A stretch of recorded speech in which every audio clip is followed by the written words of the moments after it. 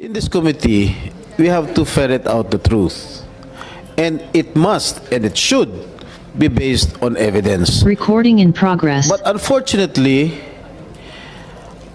itong our resource person present here today, that I am testing his credibility, does not have any evidence to present.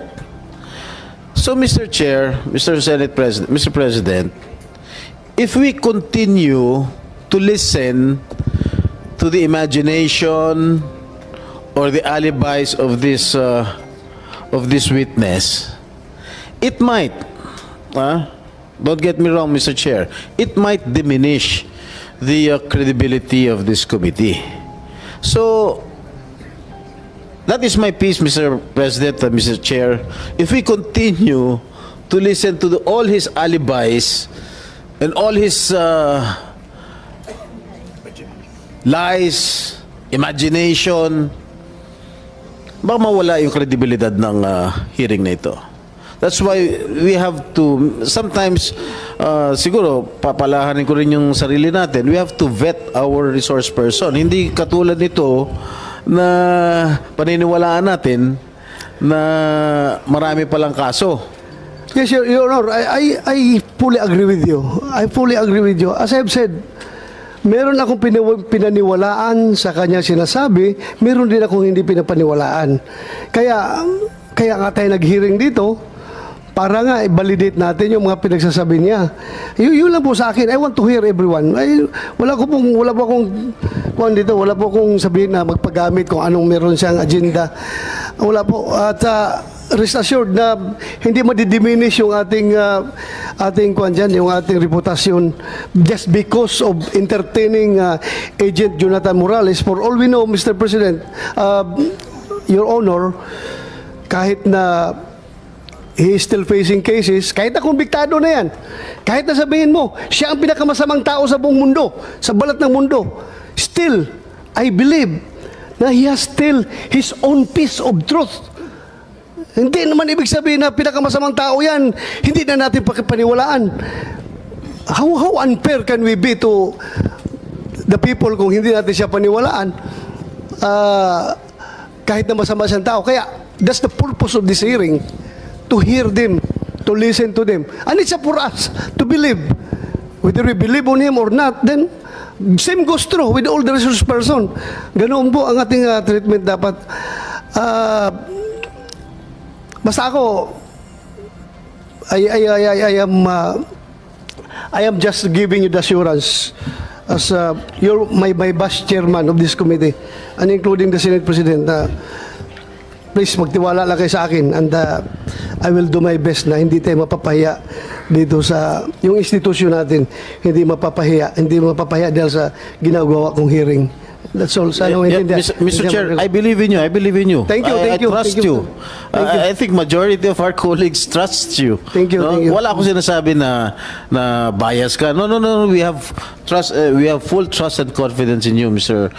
Chair. What I'm saying, the reason why I gave that particular statement, that it might diminish the credibility of this committee because of the lies and the imagination of this resource person, because I have repeatedly ask question if he has evidence or he has evidence to present or to provide this committee. Wala ho talaga siyang ebidensya maipakita. At yung tinatanong ko lagi sa kanya, yung second question ko sa kanya kanina, which I asked before during the second hearing, kung sino yung confidential informant niya, sinabi niya, hindi niya matandaan. So how can we believe in this with this kind of resource person na wala naman talaga siyang pirepresentang hard proof evidence dito sa committee nito. We are here to ferret out the truth, to know the truth and nothing but the truth. Yun lang naman, and in aid of legislation. Yun lang naman talagang gugustuhin natin. Pero if you have this kind of resource person who are spreading lies and intrigues, that is not acceptable, Mr. President, Mr. Chair. Thank you, Senator Jinggoy. I would yield the floor to Senator Bongo. Mr. You have the floor, Your Honor. Mr. Chairman and Senate President Mig Subiri at sa lahat ng resource persons narito. Magandang araw po sa inyo lahat. Una po sa lahat, gusto ko pong klaruhin that our objective here is to shed light on the matter and to uncover the whole truth in these allegations. Nothing but the truth. No more, no less. Nandito po ako para suportahan ng ating chairman, Senator Bato, para alamin po ang katotohanan. The truth only. Hindi po tayo magkakamali dyan. Kaya naman po ako po'y sumasangayon kay Senator Bato that we should keep politics out of this hearing. Ang pangunahing layunin natin dito ay ang kapakanan at kaayusan ng publiko. Ayaw natin na bumalik ang paglalaganap ng illegal na droga dahil pag bumalik yan, babalik na naman po ang kriminalidad, babalik po ang korupsyon sa gobyerno. Hindi ito dapat nakadepende kung sino yung kakampi natin dito. Isa po ang ating labanan po ang illegal na droga. Kaya umaapila po ako dahil sa ating mga resource persons nandito ngayon, sabihin nyo lang po ang totoo, the truth only. At pinag-usapan po natin ang droga dito. Mas importante po itong problema ng droga sa ngayon. Since we are talking about operations of PDEA against illegal drugs, may I just also ask Mr. Chair to Director General Lasso, last May 2, 146.2 million worth of shabu was seized in Zamboanga City. Totoo po ito, Director General? You may answer, General Lasso. Totoo ba ito, yes or no? Can I just ask our operations officer to make sure, Your Honor? It is now being investigated by the regional director in coordination with the Philippine National Police. Ano bang nangyari, Mr. Chair? Your Honor, what I got is that they were able to open the roofing of the jail facility. Yun lang po. We were on our way here to attend the hearing when I was talking to our regional director, so I still don't have so much details about the incident, Your Honor. Yun po ang problema dito, Mr. Chair, no? Pag bumalik na naman po ang illegal na droga, babalik na naman ang kriminalidad, babalik na naman po ang korupsyon sa gobyerno. Habang pinag-uusapan natin dito, itong issue ng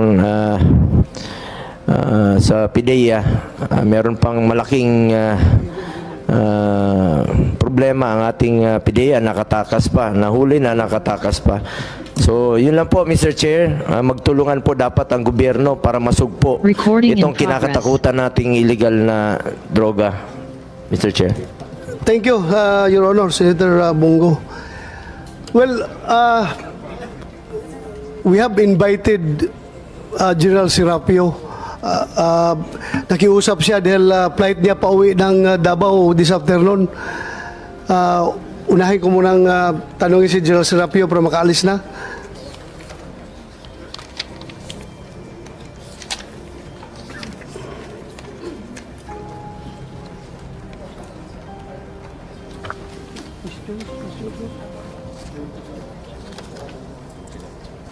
Ito. General Serapio, sir, during the past Senate hearings, your name was mentioned by Mr. Morales. According to him, the Law Enforcement Security Integration Office invited PDEA for a briefing on its operations sometime in 2013. According to him, the Law Enforcement Security Integration Office invited paulit-ulit pala ito. Sir, do you remember attending said PDEA briefing? Who was present during the said meeting? Opo, before Mr. Chair, You have a opening statement, sir? Can I have Yes, sir. just, Yes, sir. just an Go- opening statement? Go ahead, sir. Go ahead. Very much related po dun sa issue at hand. Yes, sir. Go ahead, sir, please. Tungkol sa pagpunta ni Mr. Jonathan Morales po sa Malacanang. Yes, sir. I just would like to thank first the chairman and the members of the Senate Committee on the Public Order and Dangerous Drug for inviting me to this hearing. My greatest, of course, appreciation to all of them for allowing me to be present in this august body. Of course, before anything else po, I would like to also to enlighten the body on the function of LISYO. Kasi na-mention po, Mr. Chair, yung LISYO. So, from 2012 to 2016, I served as the head of the Law Enforcement and Security Integration Office, an attached unit under the Office of the Executive Secretary. And the LISYO was created to assist the Office of the Executive Secretary on matters pertaining the integration of various efforts and initiatives to enhance the collaboration, cooperation of different law enforcement agencies in the Philippines. It was also meant to serve as a coordinating body among various law enforcement and security coordination councils, wherein the Executive Secretary served as the chairman. Sa ATC po, chairman siya. Sa National Coast Watch, chairman siya. Visiting Forces Agreement, chairman po siya. And so many others. So marami po ito. And of course, it was envisioned as a research and policy body designed to aid law enforcement and security units. In other words po, Mr. Chair. And then, of course, in relation to the investigation now being done by the hearing being done by the Senate, true enough po, Mr. Chair, that on July 2013, the LISYO, on my own initiative, I just would like to emphasize na 2012 po na create ang office, and 2013 may nangyari po. That's why the LISYO did not try to gather information about it. So LISYO, in its own initiative, extended an invitation to Mr. Jonathan Morales of the PIDEA. This is the reason why, to shed light on the issues being raised by him before the various media outlets against the then leadership of the PIDEA. Yun po ang dahilan. Kasi naadala na po ang issue within PIDEA sa labas. And of course, being the Office of the President is, of course, directly supervising the PIDEA and the Office of the President. Kaya po, siguro po, Mr. Chair, katulad po ninyo, nagpa-snappy po ako noon. So, ang ginawa ko po ay nagpatawag po. Pinatawag ko yung mga actors dito. And I think one of the actors is here present also. Kaya, ano po. So, of course, ang intention ko po yun ay bigyan ng information ng ating Executive Secretary kasi baka matanong ng Presidente, bago lang yung opisina ninyon. So, I wanted to gather information. This is more of a clarification lang po. In fact, I don't know if I can still remember it. It was never an investigation or even as someone. It was an invitation lang para makuha po namin yung mga ano na yon, mga impormasyon. And of course, it may be well pointed out also that a separate investigation the next day po was also extended to the head of the PIDEA to appear and also to shed light and clarify allegation being aired in the media outlets. So the information gathered is supposed to be relayed sa Executive Secretary for the purpose that I have stated and for his guidance and information. And if possible, come up, no? Kasi mukhang research ang ano yung aming opisina, come up with a policy recommendation again for the consideration of the Executive Secretary. Napakarami pong law enforcement at security. And in fact, during that time, I was even recommending to the Executive Secretary not to have a deputy Executive Secretary purposely to oversee the different councils. Pero for the meantime, yung LISYO po ang gumagawa muna noon. With that, Mr. Chairman, yun po ang aking statement po tungkol doon sa meeting na yun. And that is the only intention of that meeting po. Thank you po. Yes, sir. Thank you. And again, this is just to confirm yung statement of Morales na during that meeting daw, binul out mo daw siya dahil sabi mo daw, hindi totoong drug lord yung nahuli nyo. Am I correct, Morales?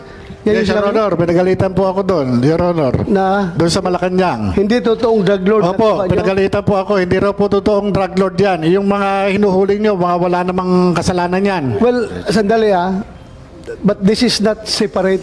This is separate from the case ng itong pre-ops na pinag-uusapan natin. Yes, Your Honor. Ibang kaso ito. Yes, sir. Yes, Your Honor. Yung ito po yung pinatawag po ako doon sa Malacanang. Kaya nga, lahat po nung ongoing at saka po yung hindi natuloy na operation po, yung po yung pinresent ko po noon kila General Serapio. Sir, doon you confirm sa sir, Malacanang. na siyang nandun? Siyang Yes po. In Nandun fact, we siya? are 3. Tatlo po kami. Sinong isa? The other one is Attorney Jojo Lacanilaw. He is my deputy, and in fact, he was the one who arranged this. And in fact, he was also the one who called my attention na nasa media na yung awayan na yon. So I said, okay, yung process ng invitation gawin natin, and then through it up, yun mo po, yung invitation po sa kanya ay ginawa namin. But during po the meeting, I could not recall really. But there were operations na sinasabi niya. But the meat, I think there is more on gripes. May konting ano. So, Para naging gripe session yun. hindi. Nakikinig lang po kami kasi gusto lang namin makuha ang mga impormasyon eh. Bakit sila nagkakaroon ng konting Okay. hindi pagkakatao, ano. So we listened to him, and I could not anymore remember kung ano ba, na-bowl out ba siya o not. But true enough, may mga sinasabi siyang mga operations niya or whatever there, no. But of course, maybe Attorney Lacanila, who was there taking notes, and in fact he was the one who prepared the report to the executive secretary, is also here. Nandito Mr. siya? Chair. Opo. Kaya Oy, po kasi wala na po, Mr. Chair, yung lisyo eh, wala na po kaming records, wala na po kaming makunan kasi 2016 po na-dissolve na po yung lisyo. You want to say something, Atty. Lacanilao? Magandang hapon po sa inyo lahat. Yes, sir. po yung explanation. Nag-quote ka na? Kumsik, andito ka naman lang, baka may sabihin mo, sayang yung presensya mo dito, hindi ka man pinasalita. Please, do you swear to tell the truth, the whole truth, and nothing but the truth in this investigation, sir? I do. Thank you very much, sir. Please take your seat. Magandang hapon po. At kino-confirm po namin na tinawag namin yung dalawang partido. Actually kasi magulo na yung media. Nasa media Sinong dalawang partido? Yung po si Jonathan Morales, who's on media,